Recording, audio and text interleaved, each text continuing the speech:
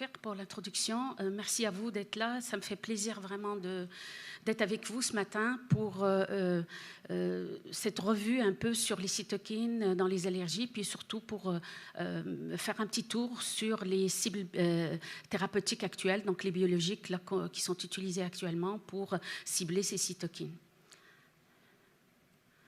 Alors, vous le savez, la réaction allergique commence au fait de cette façon-là. On a une petite cascade. On a l'allergène qui est une substance étrangère inoffensive. La personne qui va être sensibilisée la première fois qu'elle va être en contact avec cette substance étrangère, donc cet allergène. Au deuxième contact, donc il va développer quand même une réponse immunitaire. Et au deuxième contact, on a donc cette réponse immunitaire inappropriée ou mal contrôlée. Et donc, on va avoir une sécrétion de médiateurs de l'allergie et à chaque fois qu'il va y avoir une exposition à cet allergène, ces médiateurs vont être sécrétés dans le milieu et ils vont donner donc les symptômes de l'allergie à chaque exposition de la personne à ce facteur-là. Alors, quels sont les différents types de médiateurs? Donc là, j'essaie de vous résumer en différentes classes là, des médiateurs qui peuvent être impliqués dans cette réaction allergique. On a la classe des protéines et dans cette classe des protéines, nous avons donc les cytokines, les chimiokines et les peptides bioactifs. On a les dérivés d'acides aminés, donc comme l'histamine, l'élément le plus important dans une réaction allergique, les lipides, les leucotriens, les prostaglandines et autres, les sphingolipides aussi qu'on pourrait rajouter dans cette classe-là. Puis on a ce qu'on appelle les DAMP et les PAMPs, donc ce sont des produits microbiens, des nucléotides qui vont jouer un rôle de senseur pour détecter ces peptides-là dans le milieu et donc entraîner une réaction spécifique, immunologique spécifique. Alors, qu'est-ce qui se passe lorsqu'on a une exposition à l'allergène? Donc, après sensibilisation, évidemment, on a donc l'introduction donc des virus, des allergènes, les polluants, tout ce que vous voulez, là, qui vont passer à travers les barrières. Les barrières, donc, ce sont les épithéliums, soit au niveau de la peau, soit au niveau des muqueuses nasales, bronchiques, intestinales. Et donc, cet épithélium-là, souvent, il est déjà un peu compromis dans sa fonction. Donc, vous voyez ici, schématiquement, on a montré que il manque des cellules. Il peut y avoir des jonctions qui sont coupées entre les cellules, surtout les cellules basales. Et donc, ces jonctions-là, quand ils sont coupés, ça permet donc l'introduction de tous ces facteurs-là facilement vers les milieux, donc vers les muqueuses. Et en plus, on sait que certains allergènes ont des propriétés protéases. Et donc, ces propriétés protéases vont avoir aussi cette fonction de couper les jonctions cellulaires. Et ça ajoute une autre dimension donc, pour la perte de la fonction barrière de ces épithéliums-là. Et donc, cette perte-là de ces épithéliums, perte de barrière, ça permet justement au système de réagir déjà, en plus que les cellules dendritiques qui, normalement, sont des cellules sentinelles, donc qui font le tour, donc qui sillonnent toute la structure pour savoir donc, est-ce qu'il y a des corps étrangers qui vont rentrer. Et donc, à travers leurs dendrites, là, vous les voyez ici, donc ils vont vraiment sortir leur dendrite à travers l'épithélium et aller détecter les particules virales, bactériennes, des allergènes et toute particule qui va pas être éliminée finalement parce que la fonction barrière est compromise. En plus des jonctions, il faut aussi noter que il y a des déficits au niveau des cellules ciliées chez les personnes qui ont des réactions allergiques à répétition, comme des asthmatiques, par exemple. On a déjà démontré qu'il y a un défaut au niveau des cils. Et on sait que les cils ont un rôle important dans les mouvements browniens pour amener vraiment le mucus, pour éliminer tout ce qui est capté dans le mucus ce qui est capté par le mucus comme allergène, comme virus, comme particules, ils sont éliminés. Mais si les mouvements de ces cils sont vraiment compromis, il y a donc une accumulation de ces particules-là au niveau de l'épithélium.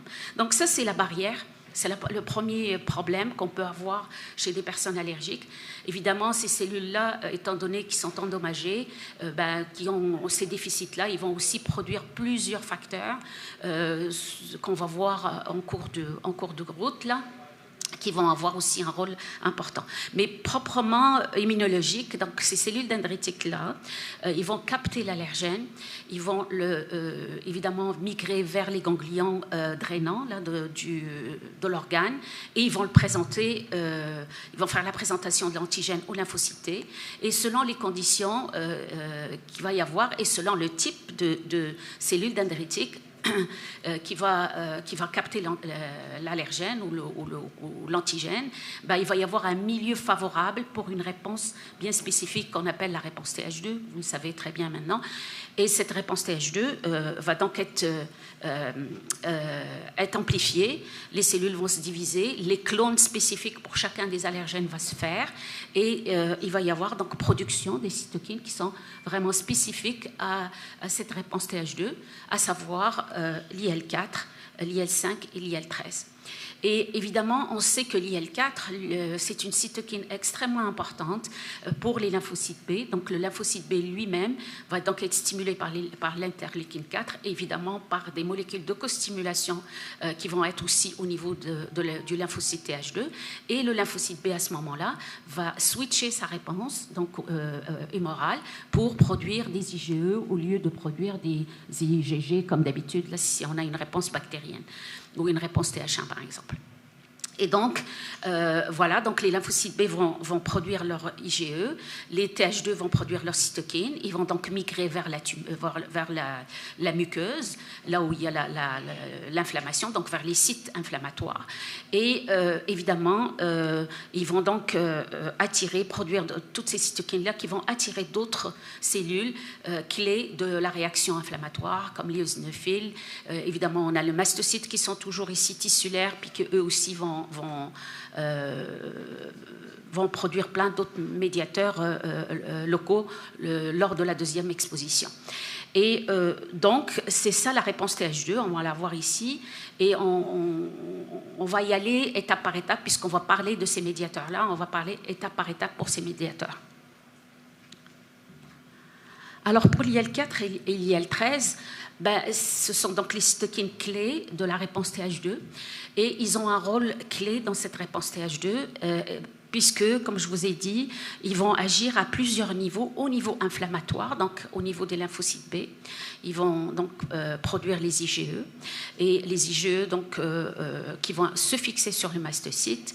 Et lorsqu'il y a une exposition aux allergènes, donc on va avoir un phénomène donc, de cross-link ici, au niveau des mastocytes, qui vont libérer des médiateurs préformés, surtout des médiateurs rapides, comme l'histamine, les leucotriènes, le PAF, et tardivement, ils vont produire aussi d'autres cytokines comme l'IL13, l'IL5 et d'autres TNF et ainsi de suite, donc plein d'autres cytokines. Et donc l'IL4 et l'IL13 donc, vont agir aussi sur le recrutement, vont avoir un rôle intermédiaire. Ce n'est pas eux qui vont recruter, mais ce sont les chimiokines, mais ils vont avoir aussi un rôle sur les eosinophiles. Ils vont aussi avoir un rôle important sur les cellules structurales elles-mêmes, donc sur la contraction musculaire, sur la production de fibroblastes, sur l'hyperplasie des cellules à mucus. Et donc tout ce phénomène-là, ce qu'on appelle le remodelage bronchique, c'est une conséquence de cette réaction inflammatoire qui est de type TH2. Et on sait que par exemple l'IL4 agit sur des récepteurs spécifiques au niveau des cellules structurales comme le fibroblast. Il lui fait produire beaucoup de collagène pour la réparation tissulaire. Donc, vous voyez que c'est des cytokines qui ont à la fois un effet immunologique, donc localement, mais aussi un effet structurel sur les structures des muqueuses, là, que ce soit nasale ou bronchique ou au niveau de la peau. Là, c'est les mêmes effets sur ces cellules structurales. Donc, pour contrer donc, ces médiateurs, depuis quelques années, il y a eu, donc on a rajouté au traitement, donc on avait les traitements corticoïdes, là, qui sont des traitements qui vont toucher toutes les sphères de l'inflammation. Et donc, pour être plus ciblés, les compagnies pharmaceutiques ont commencé à fabriquer des anticorps bien spécifiques. Donc, en se disant que on cible une cytokine bien particulière, on va être capable probablement d'interférer avec la réaction allergique à un niveau bien spécifique. Au lieu d'agir d'une façon non spécifique et plus large, on va être capable de cibler vraiment une partie de la composante. Et donc, il y a eu plusieurs monoclonaux qui ont été fabriqués, testés. Il y en a qui ont passé la barrière, il y en a d'autres qui n'ont pas passé la barrière puis qu'on a abandonné. Mais les plus utilisés maintenant, mais qui sont déjà dans la pratique clinique, vous les connaissez. On a l'Oxolair, donc un anti-IgE. Donc ça plaît très bien à l'esprit. Si on a une réaction IgE, on a des IgE dans le milieu. Si on capte ces IgE ou on bloque le récepteur, on peut bloquer toute la cascade. Donc ça a fonctionné pour certaines personnes. Il fallait vraiment cibler bien les personnes, mais ça reste quand même utilisé encore dans la clinique. On a l'anti-IL-5 parce que l'IL-5, on va le voir un petit peu plus loin pourquoi, mais on en reparlera.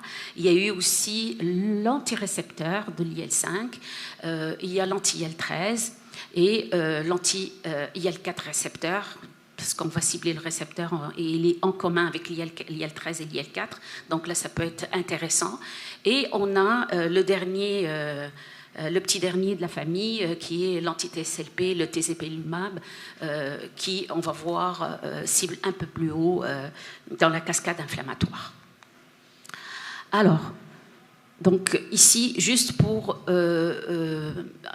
résumer ce que je viens de dire sur ces récepteurs-là, où est-ce que ça agit? Vous voyez que ça agit quand même à des niveaux très, très spécifiques. Ici sur l'IL-13, le DUPI c'est surtout sur les récepteurs donc de l'IL-4 et de l'IL-13, donc on capte les deux. L'anti-IgE, on va agir plutôt sur les mastocytes. L'anti-IL-5, je vois mal ici. L'anti-IL-5, c'est plutôt au niveau de l'éosinophile ici, donc le récepteur et la cytokine. Donc, on va cibler vraiment à des niveaux cellulaires bien particuliers. Donc, on cible une population cellulaire. Alors, l'IL-4 et l'IL-13, donc, lorsqu'on les bloque tous les deux, donc c'est le cas de le dupilumab, en fait, on bloque les récepteurs des deux cytokines, donc c'est un combo. C'est intéressant parce que ce récepteur-là va signaler de la même manière. Vous voyez ici, c'est vraiment l'intracellulaire, la signalisation intracellulaire qui va aboutir donc normalement lorsque l'IL-4 et l'IL-13 se fixent sur leur récepteur, on va activer toute cette cascade-là et on va avoir donc surtout des facteurs de transcription qu'on appelle des STAT6 et ces STAT6-là vont se lier à un facteur de transcription extrêmement spécifique à la réponse TH2, ce qu'on appelle le GATA3. Et GATA3, lui, il va vraiment transcrire, donc une fois qu'il est activé, il va transcrire les cytokines de type TH2, donc l'IL-4, l'IL-13, l'IL-5. Et donc, c'est intéressant, si on est capable de bloquer quelque chose, toute cette cascade-là, on va bloquer tout cet aspect-là.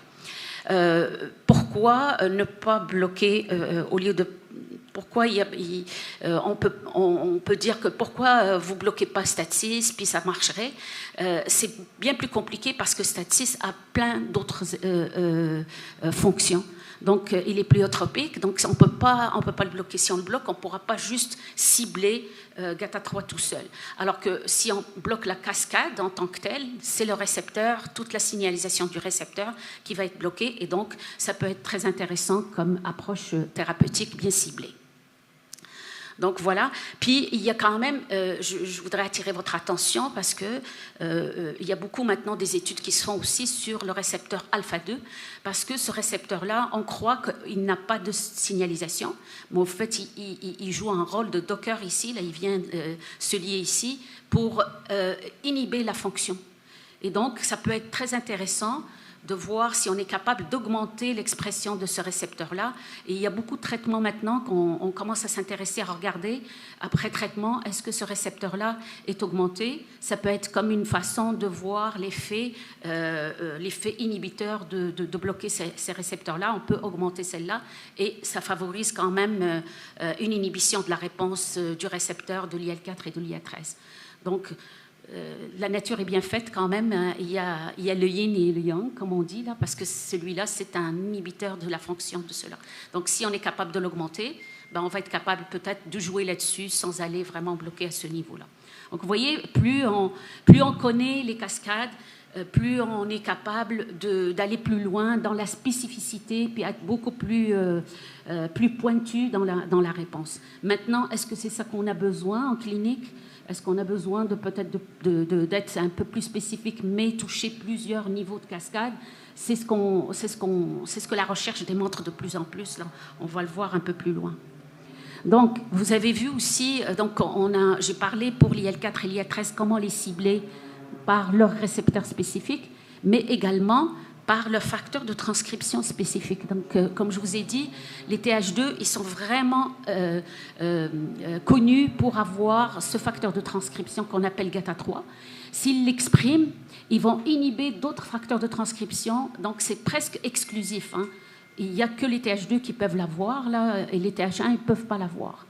Et lorsqu'ils l'ont, ce qu'il fait, c'est qu'il va aussi inhiber toutes les cytokines de type TH1. Donc, ce facteur de transcription est très, très, très pointu, très spécifique.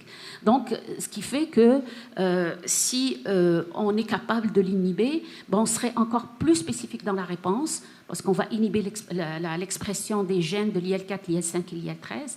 Et en même temps, on pourrait favoriser, par exemple, la réponse TH1 pour équilibrer une réponse.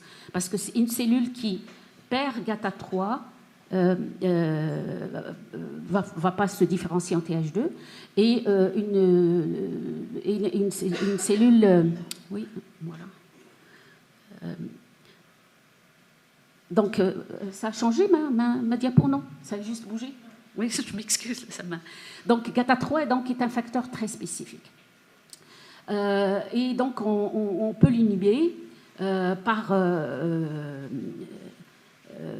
en agissant sur ce facteur de transcription-là. Mais comme c'est un facteur intracellulaire et que on veut aller vraiment au niveau génique, on ne peut pas mettre d'anticorps. Les anticorps ne sont pas faciles de rentrer dans la cellule. Pour qu'ils pénètrent dans la cellule, il faut créer des trous dans la cellule, des pores, pour pouvoir vraiment faire pénétrer l'anticorps. Donc, bon, c'est pas bon, on peut pas le faire en clinique. Donc, la seule façon de le taguer, de l'avancer, c'est d'aller vraiment agir au niveau du gène de l'expression de GATA3 par des oligonucléotides. Hein. Vous avez entendu parler, maintenant on est presque tous experts avec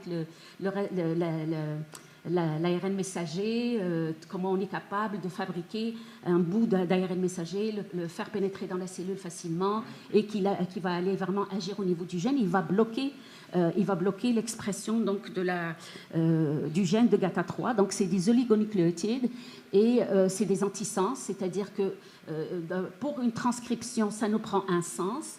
Pour bloquer la transcription, on utilise un antisens. Donc, c'est ce qu'on appelle des RNA-seq qui vont vraiment inhiber l'expression d'un gène particulier.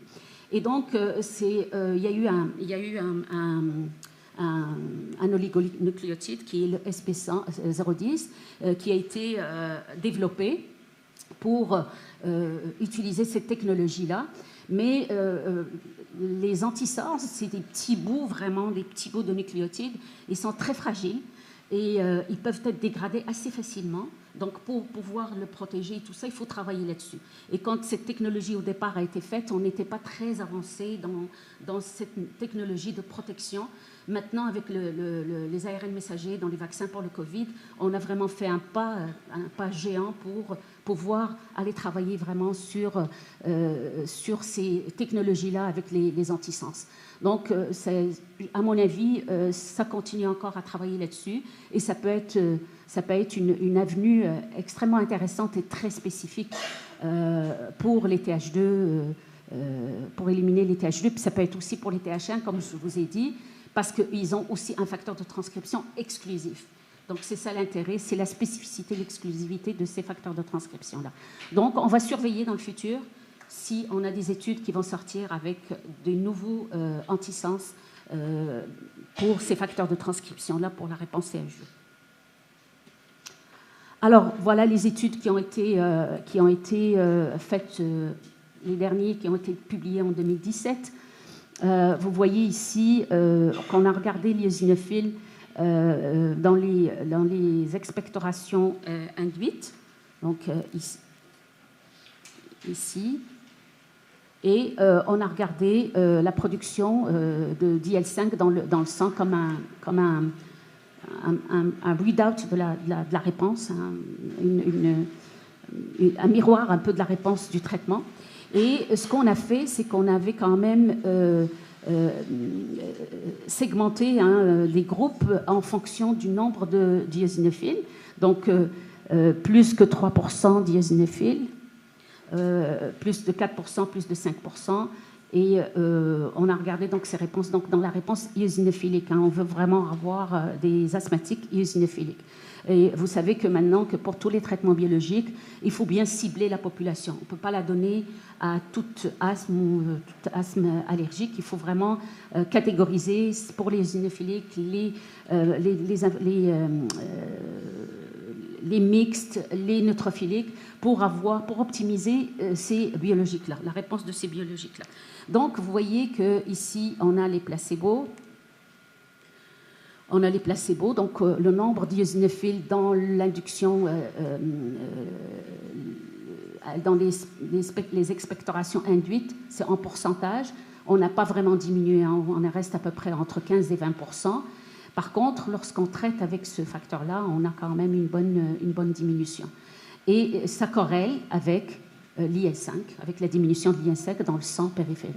Donc cette étude-là de faisabilité au départ démontre quand même que cibler GATA3 par des antisens, ça peut être une pratique intéressante. Donc là, il faut aller juste dans les phases supérieures pour voir vraiment si on est capable d'améliorer autre chose que juste l'éosinophilie.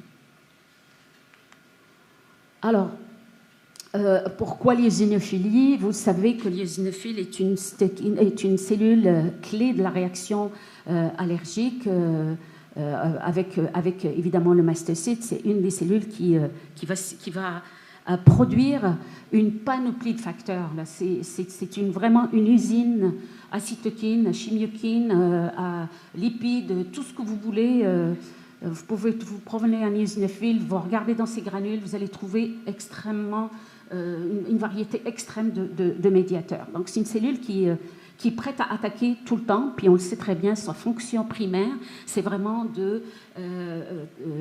d'éliminer les parasites, et donc il faut qu'ils soient prêts à éliminer les parasites, à fonctionner rapidement. C'est pour ça qu'ils ont ces granules qui ont à la fois des protéines, là, comme les MBP, des peroxydases, et donc ça c'est les marqueurs finalement d'éosinophiles, puis qui vont attirer aussi d'autres cellules, comme le MBP va attirer les neutrophiles, ils vont attirer également les plaquettes. Et le rôle des plaquettes, on commence à l'étudier de plus en plus dans les réactions allergiques, puis dans l'asthme. On les ignorait un peu, mais maintenant on constate qu'ils ont aussi un rôle extrême et intéressant et qui sont des sources aussi de d'autres facteurs qu'on a un petit peu mis de côté. Donc ça, c'est quand même intéressant à le rajouter un peu dans la plaque qu'on voit.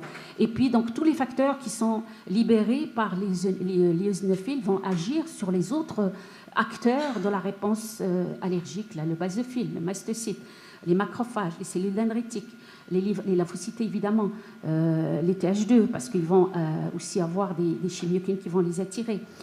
Au niveau des ganglions, les TFH, parce que ça nous prend ces cellules-là au niveau des ganglions aussi pour affiner la réponse. Les lymphocytes B également, donc, qui vont entraîner des facteurs de prolifération. Donc vous voyez que c'est une cellule vraiment centrale. Et cette cellule centrale, elle a une faiblesse. Donc son point faible, c'est qu'elle a besoin d'IL-5 pour survivre. Donc s'il n'y a pas d'IL-5, il n'y a pas de survie d'eosinophile. Et donc, dans le milieu, c'est pour ça qu'un des facteurs qui est produit très rapidement dans les muqueuses, une fois que les eosinophiles vont être attirés, ben, c'est l'IL-5. Et cette cellule-là va augmenter sa survie grâce à l'IL-5. Si on enlève l'IL-5, ces cellules-là tombent en apoptose, donc en mort programmée, et ils sont éliminés. Donc voilà, donc c'est pour ça que dans les muqueuses, il y a beaucoup de production d'IL-5 et évidemment des GM-CSF qui sont des facteurs de croissance. Donc ces deux facteurs-là vont faire en sorte que l'eosinophile, qui est une cellule tissulaire, qui doit normalement vivre quelques jours dans les tissus, va prolonger sa vie et il va durer plus qu'une vingtaine de jours avant de se renouveler, avant de tomber en apoptose. Donc si on élimine l'IL-5, on va éliminer l'eosinophile, on va être capable d'agir sur ces cellules-là.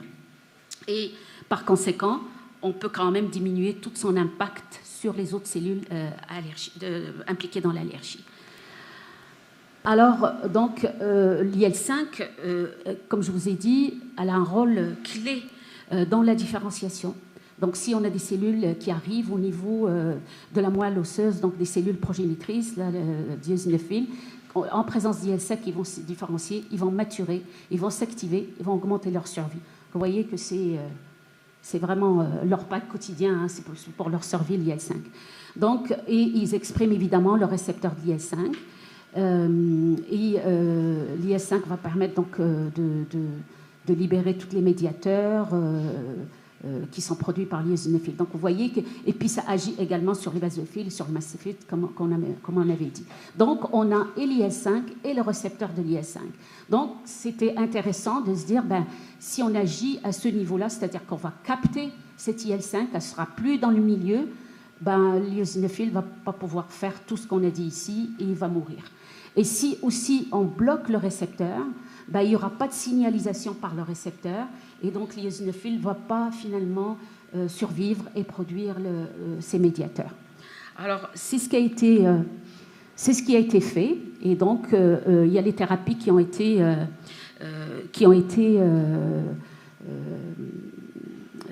faites, donc exprimées donc, en utilisant des anticorps monoclonaux. Donc on a eu le MEPO, le Risli au départ. Donc eux, c'est vraiment, ils vont capter l'IL-5. Et après ça, il y a eu le développement du benralizumab qui, lui, va bloquer le récepteur. Et il va bloquer le récepteur non seulement chez les eosinophiles, mais il va le bloquer aussi chez les autres cellules qui expriment le récepteur de l'IL-5. Et il y en a beaucoup, hein, même les cellules structurales vont exprimer le récepteur de l'IL-5. Donc, on est beaucoup plus large en bloquant le récepteur à l'IL-5. Et donc, le début de l'IL-5, du MEPO, a été un petit peu chaotique, hein, parce que les premières études qui ont été faites n'ont pas démontré, ont été faites sur un gros groupe quand même d'asthmatiques, hein, à Londres, là, par l'équipe de Barriquet au départ. Donc, ils ont vraiment fait une grosse étude. Et ce qu'ils ont constaté, c'est qu'il n'y avait pas vraiment beaucoup d'effets. Donc, la compagnie était vraiment très malheureuse, hein, parce qu'ils ont mis beaucoup d'argent là-dedans. Et donc, il a failli être abandonné très tôt dans son parcours, hein, de commercialisation. Et il y a eu d'autres équipes qui se sont posé la question, ils ont dit, mais est-ce que probablement on n'a pas été très spécifique dans le choix des asthmatiques. Là, on a mis finalement tout le monde dans ce groupe-là. On a mis et les gens qui ont des eosinophilie, et probablement les mixtes, et les neutrophiles, et tout ça. Et donc, on n'a pas été très spécifique. Et ils ont donc pris ces études-là, ils ont stratifié en fonction de l'eosinophilie, donc un pourcentage plus de 2% d'eosinophiles. Et ils ont regardé donc l'étude à ce moment-là, puis ils ont montré que effectivement, il fallait être très spécifique. Donc c'est ce qu'on appelait la médecine la personnalisée. Oui, merci. La médecine personnalisée. Donc un habit n'habille pas tout le monde. Hein. Ça prend quand même, chacun habille selon sa stature, selon sa carrure, selon son poids et ainsi de suite. Et c'est pareil pour la médication. Si on la dilue, si on donne une médication et on la dilue, ben, quand on veut faire des analyses globales, ben, on perd cet effet-là. Donc c'est pour ça qu'après, il y a eu des recommandations pour l'utilisation du MEPO, pour qu'on stratifie quand même et on choisit les bonnes personnes pour donner la bonne médication. Donc ça, c'est le principe un peu de la médecine ciblée ou la médecine personnalisée. Donc voilà pour le MEPO. Pour le benralizumab, il n'y a pas eu ce problème-là parce que bon, on a compris un peu le principe. Alors, d'autres médiateurs qui ont attiré l'attention et sur lesquels il y a un travail actuellement, et même des anticorps qui ont été déjà actuellement, dernièrement, été commercialisés puis accordés pour les soins, ce sont les groupes des alarmines. Alors, c'est quoi les alarmines? Au fait, ce sont des médiateurs qui alarment. C'est un système d'alarme, au fait. Par notre organisme, on a des facteurs qui vont détecter tout de suite ce que je vous ai dit au départ, les PAM, les TLR, tous ces facteurs-là, ce sont des facteurs qui vont détecter les particules virales, les particules bactériennes, des micro-organismes, et qui vont tout de suite activer le système de l'immunité innée. Donc la première immunité qu'on a dans notre système, c'est l'immunité innée. Et donc, on va les aviser comme quoi il y a quelque chose qui s'en vient, il y a quelque chose il faut alerter le système immunitaire pour qu'il soit en alerte. C'est pour ça le nom d'alarmine. Et parmi ces alarmines, il y en a plein. Il y a vraiment beaucoup comme une famille qu'on appelle les S100. Il y a l'interleukine 1 que vous connaissez, qui est quand même une interleukine très ancienne, très étudiée. Elle fait partie du système des alarmines. Et il y a ce trio-là qu'on appelle l'IL-33, l'IL-25 et TSLP. Et ces facteurs-là, on a constaté que lorsqu'il y a une blessure au niveau de l'épithélium, hein, comme je vous ai montré sur la première diapo, lorsqu'il y a les allergènes vont dégrader par leur protéase une partie des jonctions, une partie de la membrane basale. Donc il y a quelque chose qui se passe au niveau de l'épithélium qui n'est pas ce qu'on appelle une insulte, une injury, un défaut. Ben, le système lui-même, le système épithélial, les cellules épithéliales, qui jouent le rôle de cellules de l'immunité innée, vont produire ces alarmines pour agir rapidement, hein, pour dire qu'il se passe quelque chose rapidement, et ils vont agir sur une population particulière qu'on appelle les ILC2. Et cette population particulière, ce sont des lymphocytes, mais ils n'ont pas les récepteurs de lymphocytes, donc ils n'ont pas le CD4, ils n'ont pas le CD8. C'est un groupe de lymphocytes bien particulier.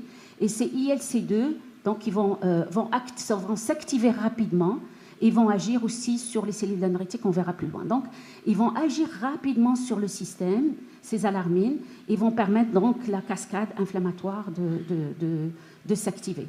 En plus, évidemment, ils vont permettre donc l'attraction, comme l'IL-25, elle va permettre l'attraction des eosinophiles en produisant de l'iotaxine, la production de renthèse en attirant les TH2, et aussi l'IL-33, elle va tout de suite donner le signal de réparation parce qu'il y a eu des insultes au niveau de l'épithélium. Il faut réparer tout de suite le mur pour arrêter l'entrée des particules. Alors, ces alarmines-là, évidemment, comme vous avez vu, agissent très tôt ici au niveau de la cascade inflammatoire et vont donc, ici on nous donne une image un peu toute complète, là, qui vont agir sur l'ILC2, je ne les vois pas ici, l'ILC2, donc ils vont agir sur eux parce qu'ils ont leur récepteur. L'ILC2 va produire l'IL5, l'IL13, l'IL5 va augmenter la survie d'eosinophiles, va avoir un effet chimiotactique également. Ils vont agir au niveau des vaisseaux, ils vont également agir au niveau de l'épithélium pour qu'ils puissent aussi se réparer. Donc vous voyez ici, donc c'est des cytokines clés très tôt dans la réponse. Donc si on arrive à les bloquer très tôt, on serait capable quand même d'agir au niveau de la cascade inflammatoire. Ici, c'est juste pour vous dire que les cytokines qui sont produites, c'est IL-33 et TSLP, IL-25 qui ont été dosés chez les sujets donc, asthmatiques traités, non traités, pour savoir est-ce qu'ils répondent aux corticoïdes ou pas. Donc vous voyez ici le premier graphique. J'ai un peu de mal de voir d'ici, là je vais essayer de mettre sur mon écran. Ici, on a des sujets contrôle. Ici, on a des asthmatiques. Donc, lorsqu'on a dosé vraiment l'IL-33, on constate que on a une augmentation de l'expression de l'IL-33 chez les asthmatiques. C'est des asthmatiques allergiques aussi. Donc, ici, on a comparé traités, non traités. Et vous voyez qu'il y a quand même il n'y a pas de réponse de cette cytokine-là aux corticoïdes. Donc, même si on traite aux corticoïdes, cette cytokine-là ne répond pas. Donc, vous voyez que ça pose problème pour la bloquer avec les corticoïdes. Il faut utiliser d'autres méthodes pour vraiment diminuer son expression. Ici, pour le TSLP, la même chose. Et ici, pour l'IL-25. Et l'IL-25, on a une augmentation effectivement, mais on n'a pas vraiment des réponses intéressantes. D'ailleurs, c'est une cytokine qu'on n'a pas vraiment ciblée. Puis même les premières études avec l'anticorps n'ont pas été très intéressantes. Alors pourquoi TSLP? Donc en plus d'être une alarmine, donc être libéré, le TSLP va agir sur un ensemble vraiment très large de cellules inflammatoires, donc des cellules du système immunitaire, mais également sur les cellules structurales, parce qu'elles vont avoir aussi un rôle de réparation. Ils vont agir sur les kératinocytes, vont agir sur les fibroblastes, les mastocytes. Les ILC2, évidemment, c'est leur cible primaire, rapide, et ils vont agir donc à tous les niveaux des cellules qui sont impliquées dans une réaction allergique type. Donc, si on la cible, si on la bloque, on serait capable de bloquer plusieurs niveaux d'activation de la cascade allergique. Donc, c'est comme ça qu'on a développé donc, le TZ. Ici, c'est juste pour vous montrer à quel niveau on agit. On agit très tôt et la cascade est plus basse. Donc, si on arrive à bloquer là, on peut bloquer ici. Et ce qui est intéressant, c'est qu'on bloque pas spécifiquement la réponse T2, mais on peut aussi bloquer les autres réponses, là, les non T2 ou les mixtes ou ce qu'on peut l'appeler plus neutrophilique et tout, parce qu'on arrive à ce niveau-là très tôt. Donc ça peut être très intéressant. Et donc les études qui ont été menées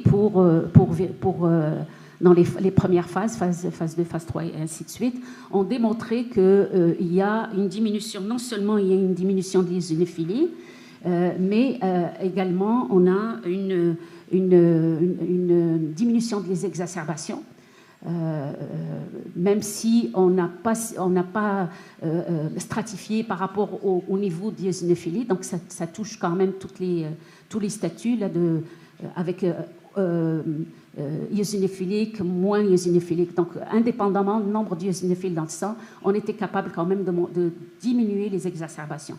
Et ça, c'est intéressant parce que probablement qu'on agit aussi au niveau des Donc on n'agit pas probablement, mais on agit au niveau de la réponse immunitaire innée, et donc on fortifie cette réponse-là, puis lorsqu'il y a des infections virales ou bactériennes, on est capable de les diminuer.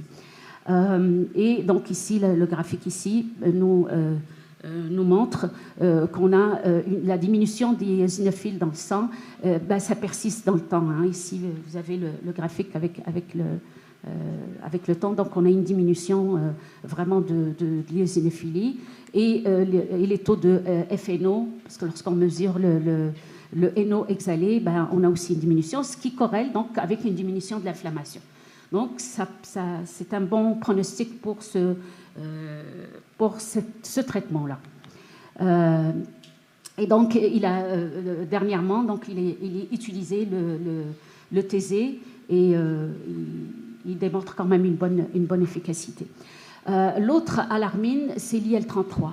L'IL-33, c'est une cytokine alarmine un peu particulière et un peu complexe. Donc, ce n'est pas comme le TSLP, elle est produite, même si le TSLP, il y a la forme longue, il y a la forme courte, mais ce qui était ciblé, c'est vraiment la forme longue, donc c'est intéressant. Mais l'IL-33, c'est une cytokine très particulière parce que elle ne joue pas juste le rôle de cytokine, c'est-à-dire qu'elle est larguée dans le milieu et elle agit sur les cellules, mais elle peut être transférée dans le noyau de la cellule et agir comme facteur de transcription. Donc ça complique un peu son parcours, ça complique un peu son travail, et aussi, selon les fragments qu'on va avoir, elle peut avoir un rôle réparateur, donc anti-inflammatoire même des fois, et elle peut avoir un rôle pro-inflammatoire. Alors, pour la cibler, c'est quand même un défi. Et cette cytokine-là, elle agit vraiment à tous les niveaux. Hein. Au niveau épithélial, comme je vous ai dit, elle agit comme réparateur. Elle agit au niveau des eosinophiles, parce que plusieurs cellules ont le récepteur de l'IL-33, ce qu'on appelle le récepteur ST2. Et probablement que les études qui vont se faire dans le futur vont plutôt cibler ce récepteur ST2 plutôt que la cytokine, étant donné la complexité de sa fonction. Donc c'est une cytokine un peu mystérieuse, on travaille dessus encore, il y a beaucoup d'études, il y a beaucoup à savoir, mais ça n'a pas empêché les pharmaceutiques quand même d'aller cibler puis de produire certains anticorps contre cette cytokine-là. Donc son expression, vous voyez qu'elle est exprimée vraiment au niveau de l'épithélium ici, mais il y a des cellules structurales qui le produisent aussi, mais beaucoup de l'épithélium, surtout des cellules basales. Et lorsqu'on regarde un peu chez les asthmatiques, ici on a fait une étude en comparant des sujets non asthmatiques, non allergiques. Ici c'est des asthmatiques légers à modérés, et ici les sévères. Donc vous voyez que il n'y a pas de différence entre les deux, mais une forte expression de l'IL-33 là, qui est exprimée ici. Et ce qu'on a constaté également, c'est qu'elle corrèle avec l'hyperréactivité bronchique, ce qui démontre que probablement cette cytokine a aussi un rôle dans le remodelage et donc sur la fonction aussi des cellules structurales comme le muscle lisse. Donc voilà, donc là pour l'IL-33.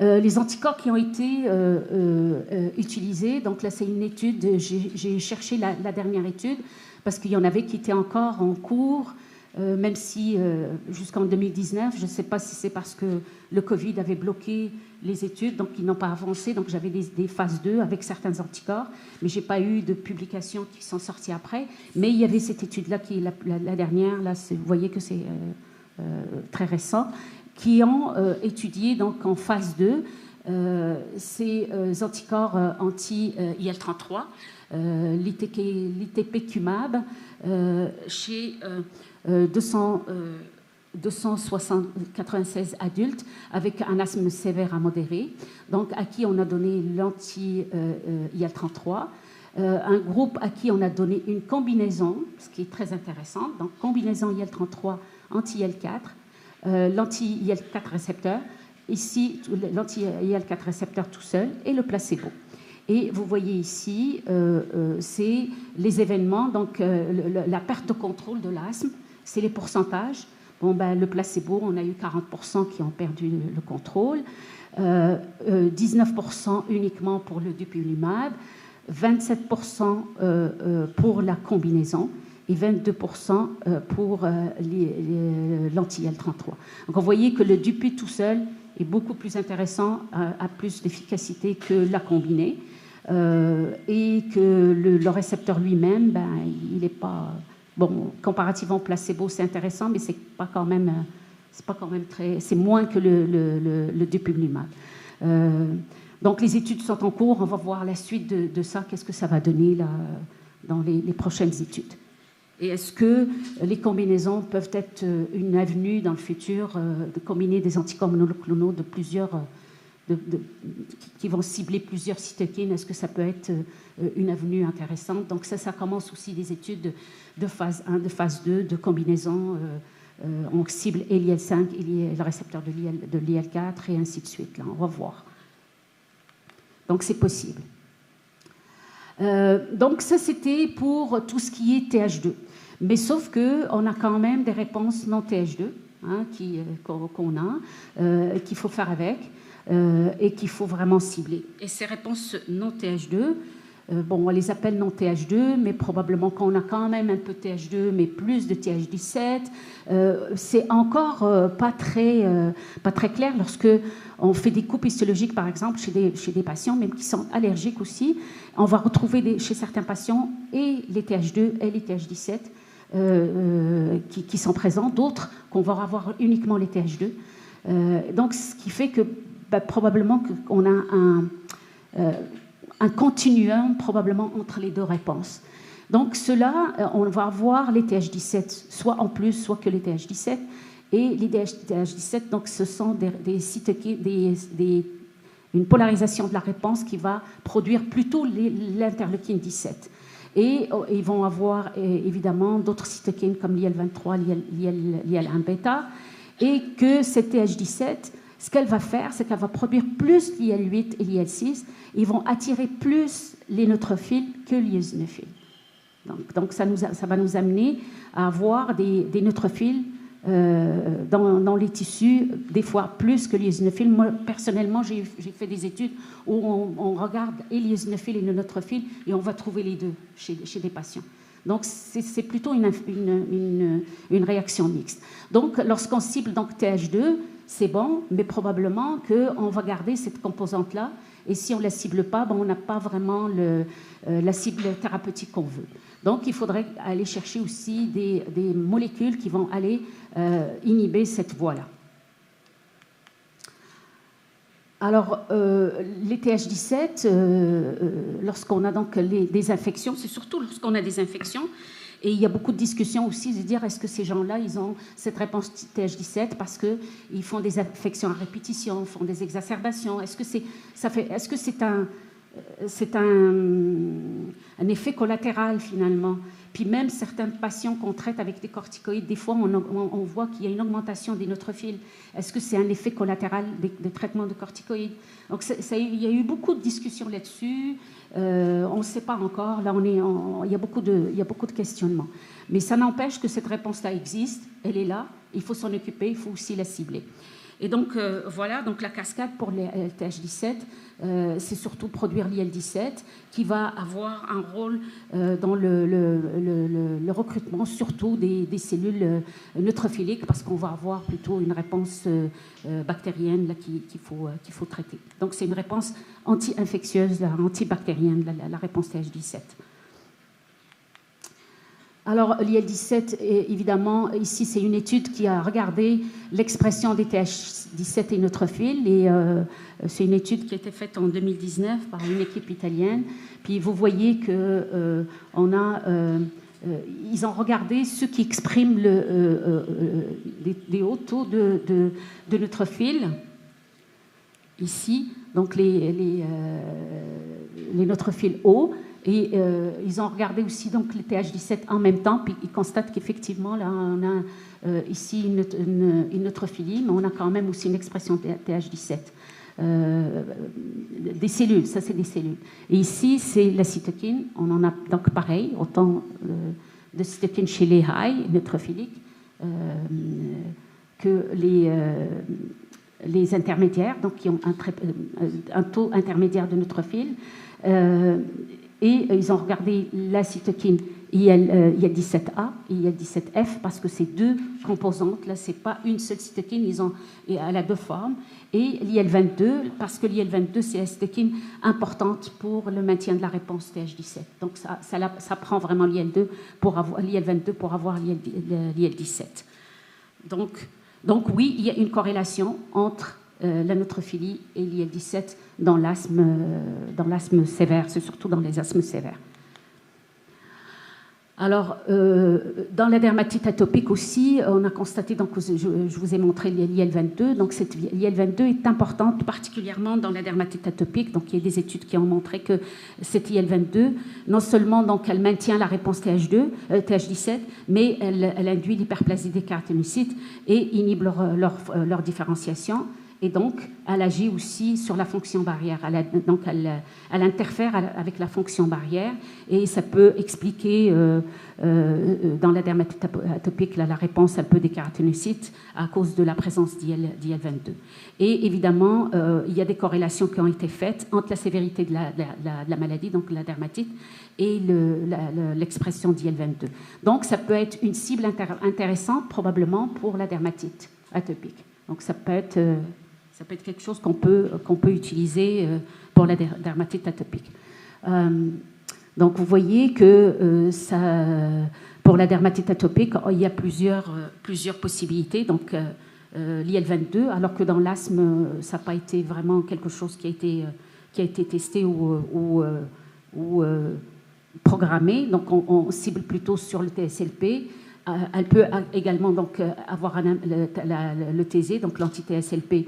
Elle peut avoir aussi donc, un effet intéressant dans la dermatite atopique, à la fois pour la barrière, comme je vous ai dit, parce que ça a un rôle aussi de réparation, mais aussi sur la cascade inflammatoire. Donc ces biologiques-là, ils peuvent aussi cibler quel type d'organes et comment on peut jouer avec toute cette panoplie de biologiques selon le type d'organes auquel on s'adresse. Donc, pour la réponse non TH2, il y a donc une importance capitale à aller cibler la neutrophilie parce que vous le savez que pour les neutrophiles, ce n'est pas toujours facile, que ça ne répond pas aux corticoïdes. Donc, ça n'entraîne pas leur mort, les corticoïdes, comparativement à d'autres cellules. Donc, on n'arrive pas à diminuer la neutrophilie en traitant les patients juste avec les corticoïdes. Donc, il est important donc, d'aller cibler cette voie-là. Parce que ces neutrophiles dans l'asthme et puis dans les allergies, dans les asthmes allergiques, ils vont avoir vraiment un rôle important parce qu'ils vont produire des chitinases. Là, ces chitinases, ils ont un rôle important comme molécules modulateurs de la réponse inflammatoire. Ils vont produire des métalloprotéinases et ces métalloprotéinases, ils sont importantes dans la dégradation de la matrice extracellulaire. Et s'il y en a beaucoup dans le milieu, ils vont dégrader la structure et donc maintenir aussi une certaine inflammation. Puis s'ils sont inhibés, parce que lorsqu'on produit les métalloprotéinases, on va produire aussi leur inhibiteur. Et s'il y a un déséquilibre entre les métalloprotéinases et leur inhibiteur qui vont augmenter, on va avoir une fibrose plutôt qu'une dégradation. Ils vont aussi produire des cytokines qui toutes vont avoir un rôle aussi, comme l'IL-8, ils vont attirer les neutrophiles. Et donc, la neutrophilie va aboutir avec plus de remodelage. Et donc des asthmes plus neutrophiliques, on va trouver plus de remodelage. Et donc, c'est des asthmes qu'on va traiter différemment qu'avec les biologiques qu'on a vus, étant donné qu'on n'est pas capable de cibler vraiment ces neutrophiles. Alors donc, pour les neutrophiles, donc vous voyez ici, cette slide nous récapitule ce qu'on fait pour la réponse TH2. Ici, les cibles qui ont été faites pour cette voie-là, évidemment, il y a TSLP, parce qu'elle est très tôt dans la réponse, ici. Ça agit vraiment au moment de la présentation de l'antigène, très tôt. Ça agit... Pardon, oui. Vous avez dépassé un peu le temps, Jamila. Ah, excuse-moi, donc je suis presque à la fin. Donc, juste pour vous parler du pendant TH2, là, je me fais disputer, je m'excuse pour le retard. Et donc, on cible plutôt des récepteurs anti-IL-17. Malheureusement, ça n'a pas donné de résultats intéressants, ni l'anti-IL-23. Et là, on va plutôt vers, comme je vous ai dit, avec les oligonucléotides ciblés, le récepteur de chymiokines qui sont exprimés au niveau des neutrophiles pour permettre vraiment de bloquer leur arrivée dans les tissus. On a d'autres voies, des inhibiteurs de protéases, des kinases pour désactiver finalement les cellules et des antioxydants, mais on sait très bien que ça n'a pas vraiment beaucoup d'effets. Et voilà, donc les directions futures, comme je vous ai dit, c'est les antisens, les gens travaillent là-dessus, et probablement les combinaisons entre les différentes biologiques là, qu'on a en main. Voilà, désolée pour le retard pour Johanna.